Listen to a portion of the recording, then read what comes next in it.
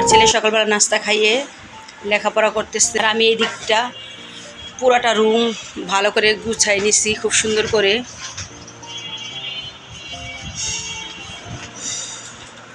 এরকম একটা গুছানো গাছানো সুন্দর রুম কার না ভালো লাগে। আর এই বেডশিটটা নতুন কিনা হয়েছে, প্রথম যখন কিনছিলাম তখন ভালো লাগে নাই, এখন বিছায় দেখি না মাশাল্লাহ ভালোই লাগতেছে।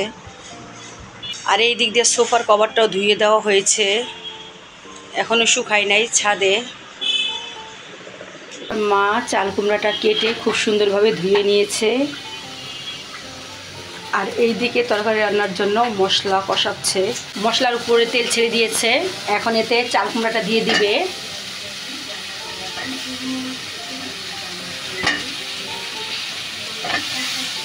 চাল কুমড়াগুলো সব দিয়ে দিচ্ছে, এটাকে ভালো করে নেড়ে চেড়ে মিশিয়ে নেবে।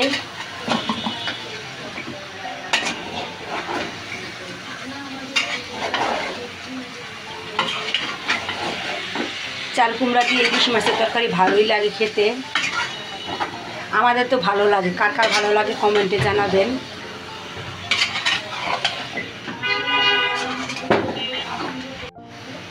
এই তো চাল কুমড়োটা ভালো করে মশলার সাথে নেড়ে চেড়ে মিশিয়ে দিয়েছে, এখন এটাকে ভালো করে কষিয়ে নিবে। আর অন্য সাইডে আমাদের ভাতটাও হয়ে গেছে। আর এদিক দিয়ে ইলিশ মাছটাও কেটে নিবে। ইলিশ মাছ কাটতে আর ধুইতে তো আর বেশি সময় লাগে না, ইলিশ মাছ মাত্র একটা ধোয়া দিলেই হয়ে যায়। অন্যান্য মাছের মতো তো আর ইলিশ মাছ ভালো করে আসলায় ধুতে হয় না, 2-3টা ধোয়া দিলেই হয়ে যায়।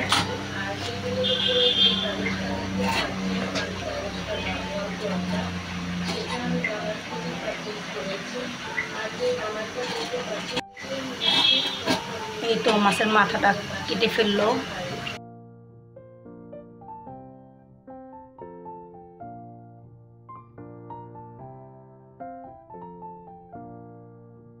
ইলিশ মাছের কানসার ভিতরে ওই যে একটা রগের মতো থাকে, ওইটা ফেলে দিতে হয়, তাই আমার মা ওইটাও ফেলে দিতেছে।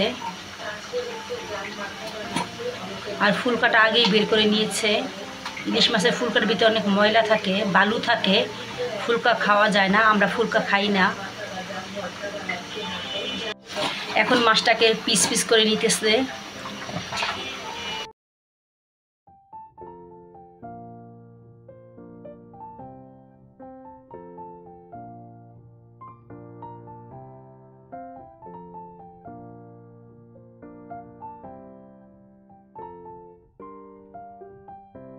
এই তো এত বড় একটা মাছ লেজা মাথা নিয়ে কয় পিস হলো। মাছটা ভালোই কিন্তু বড় ছিল, 4-5 পিস মাছ আর লেজা মাথা ভালোই বড় বড় হয়েছে। আর এইদিকে তরকারিটা ভালো করে কষানো হচ্ছে। এই তো তরকারিটা কষানো হচ্ছে, দেখি কি হলো, কালারটা কত সুন্দর হয়েছে। চাল কুমড়াটাও ভালোভাবে গলে গেছে।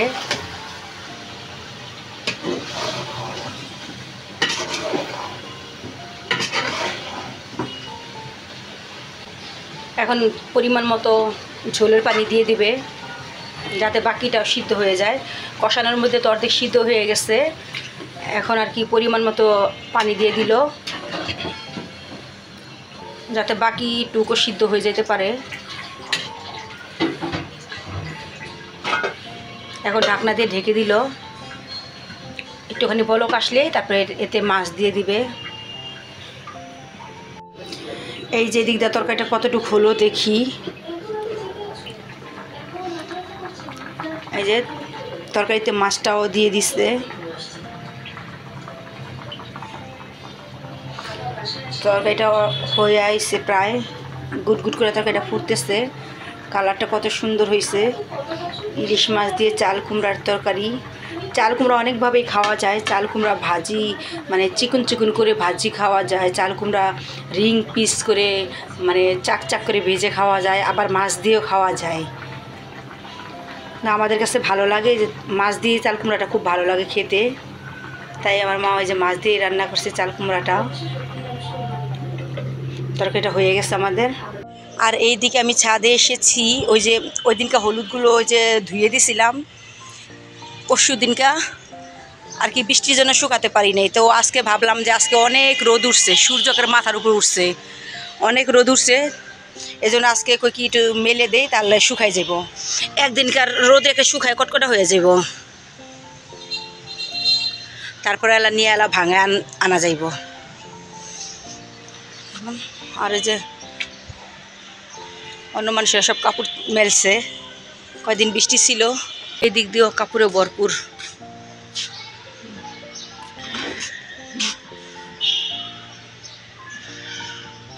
আজকে অনেক রোদ উঠছে, সূর্যটা মাথার উপরে উঠছে, আজকে কাপড় চোপড় শুকাইব। আপনাকে বাবু মানে কান্দে না, জায়গা এখন বাসায়, আবার কিছুক্ষণ পরাইছে, আবার হলুদগুলো উল্টায় পাল্টায় দিয়ে মনে শুকায় করকরা হয়ে যাব।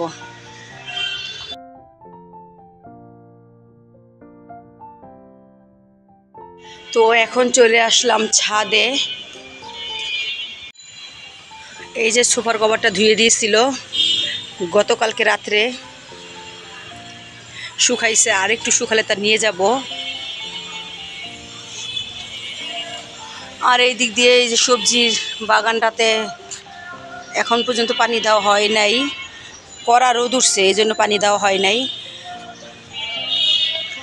রোদের মধ্যে পানি দিলে নাকি গাছ মরে যায়, এই জন্য রোদে পানি দিতে হয় না গাছে, রোদটা একটু কমলে তারপর পানি দিব।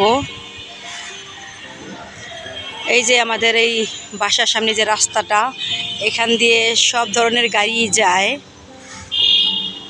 একটা রিক্সা থেকে শুরু করে ট্রাক পর্যন্ত সব ধরনের গাড়ি যায়। ওই যে আম গাছটা দেখা যাইতেছে, ওই আম গাছটাতে মাসালা দিলে প্রচুর আম হয়, অনেক আম হয়। ওটা ওই যে সামনের একটা বাড়িওয়ালার বাসায়, ওইখান থেকে আমরা মাঝে মধ্যে আনি। আর এই যে এই দিক দিয়ে হলুদগুলো আমি ধুয়ে দিছিলাম, ধুয়ে দেওয়ার পরে আর রোদই উঠে না, একটু একটু রোদ উঠে আবার বৃষ্টি নামে, একটু একটু রোদ উঠে আবার বৃষ্টি নামে, এই জন্য হলুদগুলো ভালোভাবে শুকাইতে এসছে না।